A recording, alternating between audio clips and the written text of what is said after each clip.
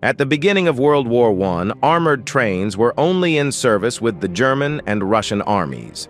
In June 1915, the German army had 5 trains, and at the turn of 1916-1917, another one was built. At the end of World War I, it already had 21 armored trains. The terms of the Treaty of Versailles prohibited Germany from owning trains.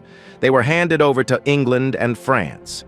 In April 1921, the German railways obtained permission from the Allied Control Commission to produce and put into service railway protection trains, whose task was to protect railway routes. The trains were armed with Maxim MG-08 and 08-15 7.92 mm machine guns. After Hitler came to power, the situation changed. In 1938, by order of Oberkommando der Heeres, it was decided to rearm 7 trains. Ultimately, the armament of only 4 trains was strengthened, supplementing the MG-08 machine guns with 2 75 mm Leichtes Infanteriegeschütz 18 guns. Trains converted in this way were called Kampfzug. German armored trains participated, among others, in the September Campaign, the campaign in the West in 1940, and the campaign in the East in 1941-1944. Armored trains were an important element of German military strategy during World War II.